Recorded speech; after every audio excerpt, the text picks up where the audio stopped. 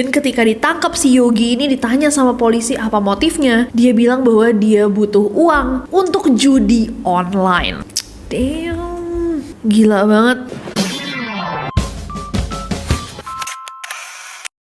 Hey guys, it's Nessie and welcome back. Kalau kalian belum subscribe ke channel ini, jangan lupa klik tombol subscribe di bawah. Terutama untuk kalian yang suka makhluk halus seperti Lychee. Kamu makhluk halus bukan? Halus sih. Kamu makhluk halus bukan?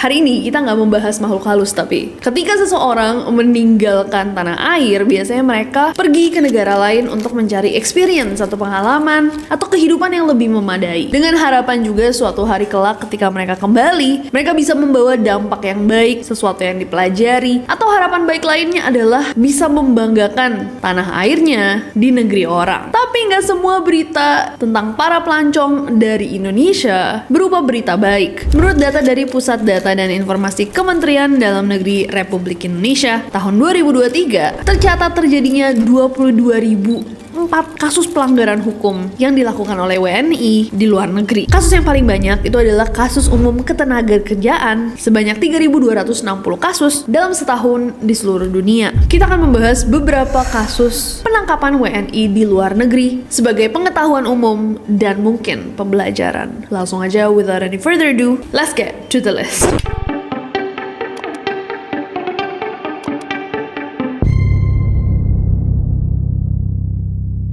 Penangkapan WNI drug dealers di Malaysia. Di tanggal 22 September tahun 2023, ada seorang pria berusia 21 tahun yang ditangkap oleh kepolisian daerah Kuala Selangor di sebuah dermaga nelayan di Jeram, Sungai Buloh, Malaysia. Lelaki muda ini ditangkap pada jam 2.30 waktu setempat setelah ada beberapa laporan dari warga setempat tentang adanya aktivitas yang mencurigakan di dermaga. Polisi pun datang untuk melakukan penggerebekan dan ternyata pria ini membawa 56 bungkus plastik berlabel teh Cina yang mencurigakan. Akhirnya diceklah sama polisi dan bener aja diyakini bahwa teh Cina tersebut berisikan sabu seberat 58,9 kg senilai 1.850 juta ringgit Malaysia. Ditambah lagi ditemukan juga 3.500 butir ekstasi seberat 1,4 kg senilai 59.000 ringgit Malaysia. Jadi totalnya si pria muda berusia 21 tahun asal Indonesia ini membawa barang senilai 1.900.000 ringgit Malaysia atau 6,2 miliar rupiah dengan total berat 60,3 kilogram. Nah, polisi langsung menduga bahwa pria ini tuh sengaja menyelundupkan barang-barang tersebut ke Malaysia untuk didistribusikan ke negara-negara sekitar, negara-negara tetangga. Dan Ramli Kasa selaku kepala kepolisian daerah Kuala Selangor menduga bahwa pelaku itu sengaja nih memanfaatkan semak-semak di dermaga untuk menyimpan barang-barang tersebut sebelum menyelundupkannya masuk ke perahu menuju pasar Indonesia melalui jalur laut. Oh my god, itulah aksinya gila banget. Berarti dia sudah planning atau sudah merencanakan untuk mendistribusikan nih barang haram tersebut ke negara-negara di Southeast Asia seputar ASEAN gitu ya. Bahkan gak cuma di negara orang, dia mau masukin ke negara sendiri. Damn, that's so messed up. 6 miliar, oh my god. Apakah Malaysia seketat itu dengan hukum penyelundupan narkoba, guys? Coba kalau ada yang tahu, komen di bawah. Karena kalau misalkan ini terjadi di Indonesia, aduh jangan 60 kilo. Sepernya aja bisa menempatkan kalian dalam posisi hukuman. Ya kan? Dan di Malaysia tuh kalau nggak salah masih ada hukum gantung. Oh my god. Ya nggak? Coba komen di bawah. Next.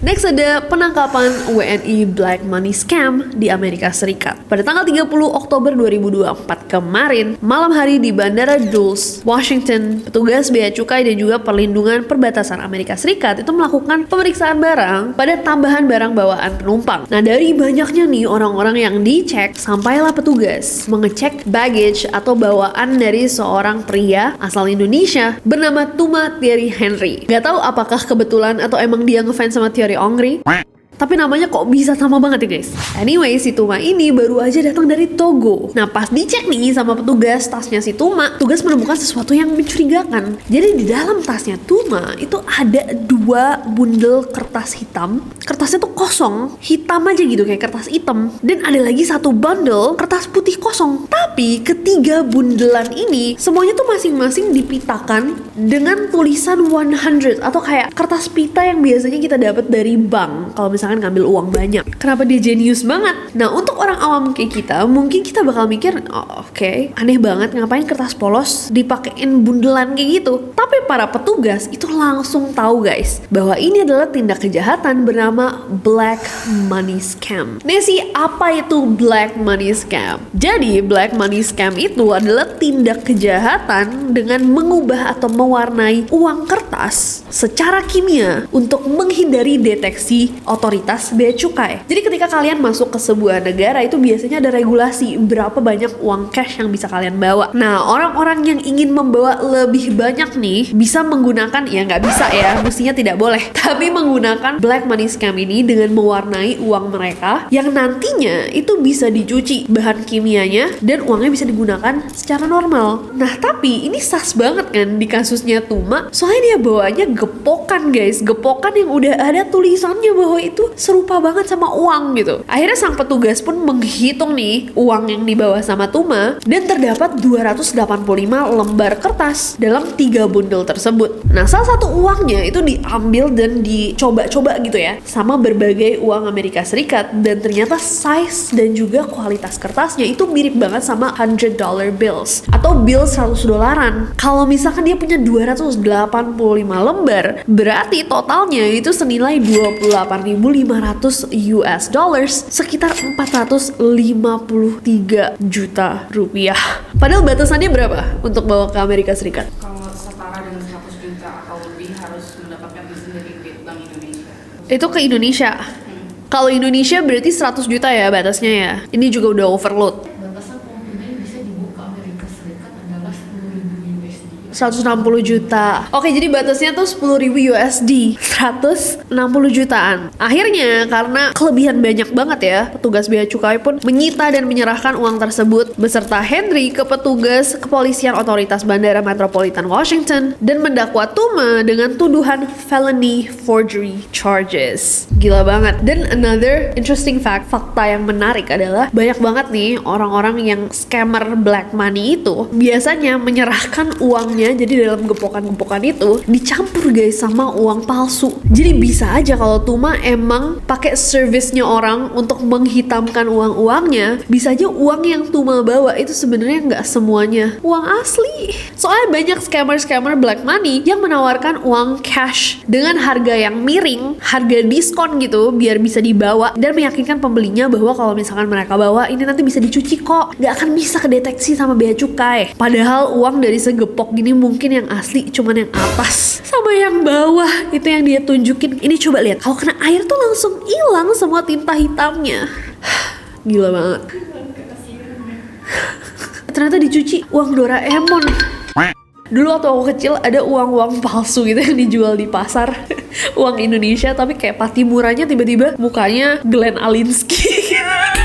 Warnanya mirip banget sama uang kita. Tapi kalau kamu perhatiin, kayak pahlawannya itu bukan wajah pahlawan yang asli gitu. Kayak diedit emang biar nunjukin bahwa itu uang palsu.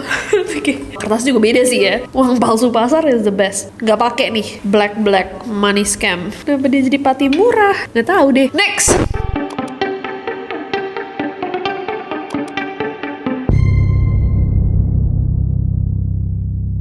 Next ada penangkapan WNI perampok jam tangan mewah di Hong Kong. 28 Februari 2024, kepolisian Hong Kong menerima laporan dari sebuah toko jam tangan mewah di Jalan Fubing, Causeway Bay, Hong Kong. Jadi salah satu petugas itu lapor sama polisi, bilang bahwa baru saja terjadi perampokan besar-besaran di toko kami. Pak, tolong. Mereka masuk ke dalam toko bersenjatakan pisau dan juga palu godam. Mereka merampas 25 jam tangan. Ketika polisi bertanya, oh 25 jam itu apakah berharga? Sang petugas bilang, Pak, jam tangan tersebut kalau digabung nilainya mencapai 6 juta Hong Kong dollars atau setara dengan 12,3 miliar rupiah. Baik, kami akan segera beraksi. Dilakukanlah penyelidikan. Sampai akhirnya polisi menemukan nih mobil yang digunakan sama para pelaku untuk mendatangi toko jam tersebut. Tanggal 15 Maret 2024, polisi pun menangkap 6 orang yang terdiri dari 3 pria dan 3 wanita yang diduga terlibat dalam perampokan jam-jam mewah tersebut. Ketika dicek, ternyata 6 orang ini adalah warga negara Indonesia. 4 bahkan dari 6 tersangka itu sudah overstaying atau melebihi izin masa tinggal mereka. Dan 1 tersangka lainnya juga pernah melakukan pelaporan terkait kasus penyiksaan. Setelah diselidiki sama polisi, ternyata kasus penyiksaan itu adalah kasus palsu. Akhirnya dari 6 orang yang ditangkap, 3 orang didakwa atas kasus perampokan dan 3 lainnya ditahan untuk menjalani pemeriksaan lebih lanjut. Inspektur Kepala Lokacun dari Unit Kejahatan Regional Kepolisian Hong Kong mengatakan bahwa ini pertama kalinya kepolisian Hong Kong mendapati sekelompok WNI yang ditangkap terkait kasus sebesar ini dan kasus perampokan semacam ini. Ada nih sebuah video yang diposting online yang menunjukkan 3 orang itu berpakaian hitam, semuanya mengenakan sarung tangan dan beraksi ketika mereka melihat ada seorang pelanggan wanita yang masuk ke tokonya. Footage provided by a viewer showed a woman entering the watch store. A black-clad man armed with a knife followed her before pushing her away and charged into the store with 2 other robbers. The trio smashed several glass displays to grab 30 watches before fleeing in a car.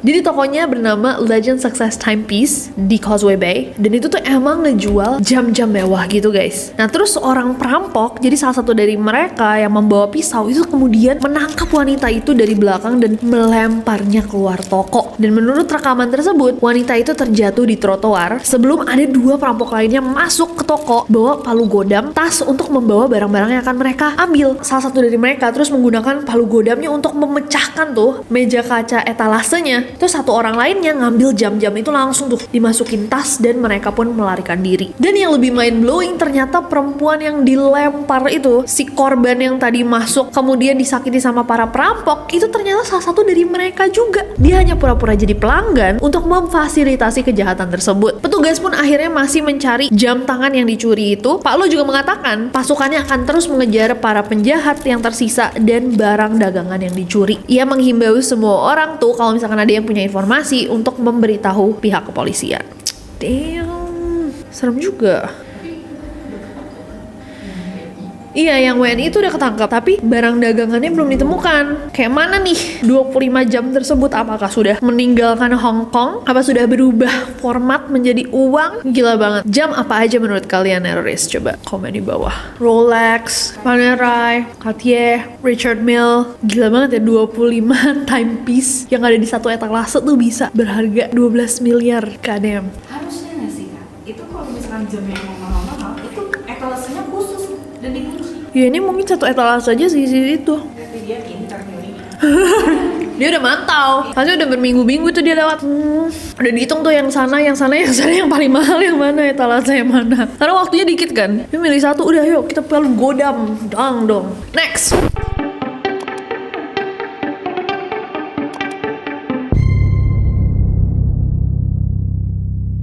Next ada penangkapan WNI penipuan jemaah haji dan kasus perekam jenazah di Arab Saudi. Di tahun 2010, kepolisian Madinah itu menangkap 10 WNI, 9 laki-laki dan 1 perempuan karena dugaan penipuan dalam perdagangan hewan kurban, badal haji, uang dam, dan penjualan kain kiswah Ka'bah palsu terhadap jemaah haji Indonesia.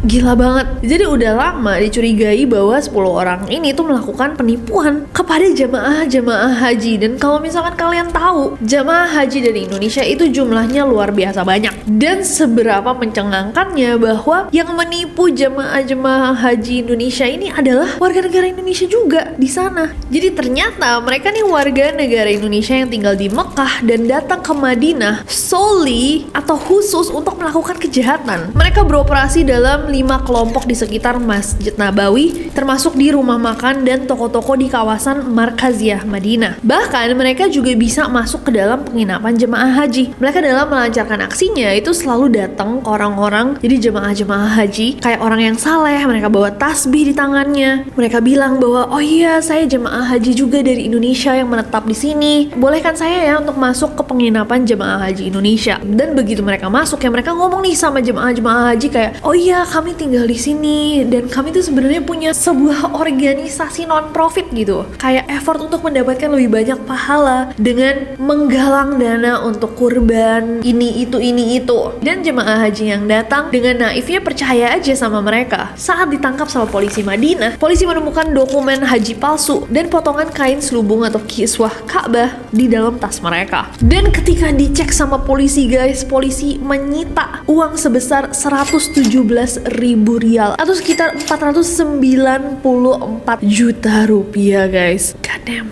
Ada juga uang tambahan 40.000 rial setara 172 juta rupiah dan sejumlah handphone. Berdasarkan catatan yang ditemukan pada saat itu aja, kelompok itu tuh udah nipu sekitar 70 jamaah haji asal Indonesia. Kacau nggak? Kacau banget kan? Di tempat ibadah loh.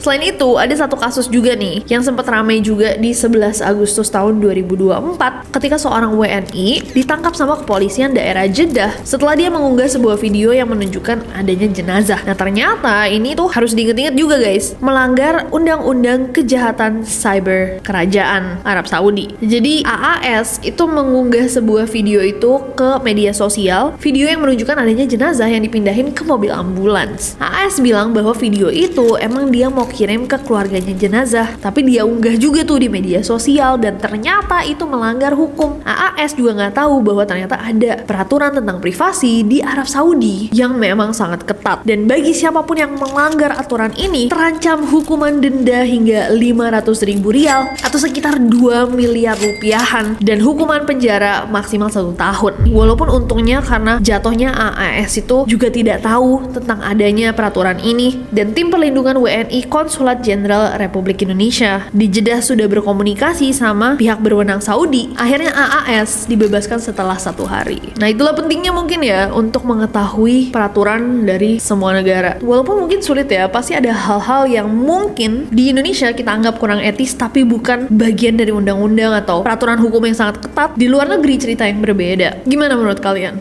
Coba komen di bawah. Next.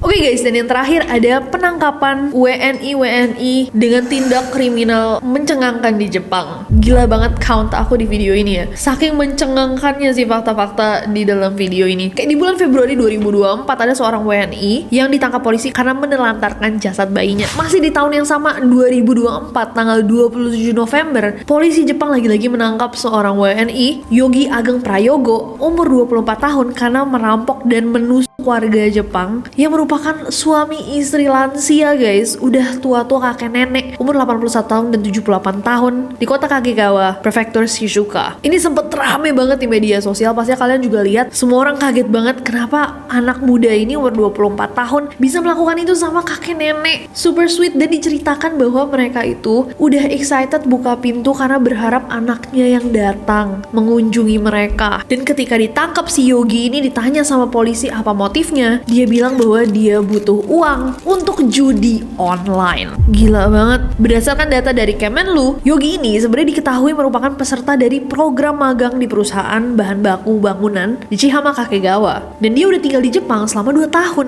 Nah, polisi Kakegawa sampai hari ini masih melakukan investigasi lebih lanjut, sementara KBRI Tokyo memberikan pendampingan kekonsuleran untuk memastikan bahwa Yogi mendapatkan hak-haknya sesuai dengan hukum yang berlaku di Jepang.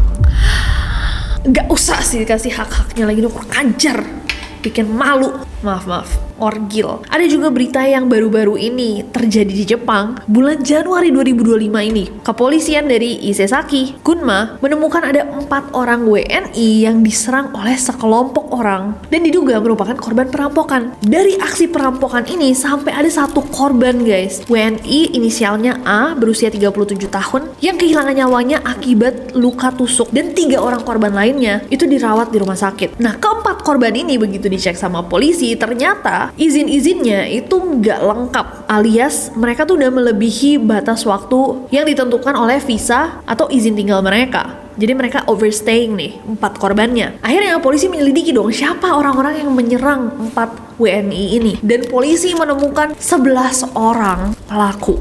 Ketika dicek 11 orang pelaku ini ternyata juga WNI dan sama-sama orang-orang yang overstaying alias tinggal dengan visa kadaluarsa. Sampai video ini dibuat, karena masih baru banget ya guys, terjadi bulan lalu, polisi Isesaki masih menginvestigasi kasus ini dan apa motif dari 11 orang tersebut. Tapi memang ada masalah-masalah, katanya banyak banget nih kasus-kasus kriminal yang terjadi di Jepang yang dilakukan sama WNI. Dan itu sangat-sangat memprihatinkan. Jepang ini adalah salah satu destinasi yang sangat-sangat indah dan juga menjadi mimpi bagi banyak orang Indonesia. Jadi tolonglah ketika kita di negara orang, semua yang kita lakukan itu juga bisa menjadi refleksi dari semua orang yang berbangsa sama. Ketika masuk berita lokal, mereka akan bilang warga Indonesia melakukan hal ini. Dan itu bisa berdampak sangat buruk untuk kita semua. Ada 280 juta orang Indonesia. Jangan sampai namanya buruk amit-amit di tangan kita.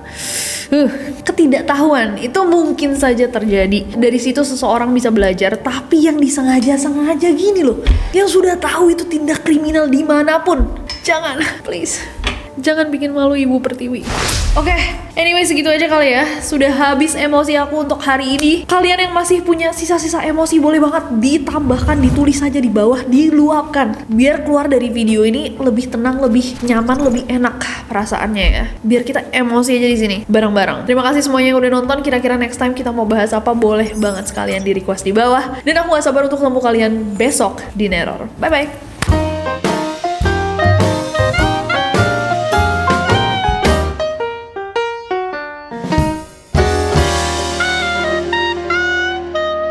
Langsung aja, without any further ado, salah. Ups. Ragdoll dance. Dengan harapan, iya. Tapi nggak boleh nakal ya, nakal ya. Next ada penangkapan guys, maaf, bukan error.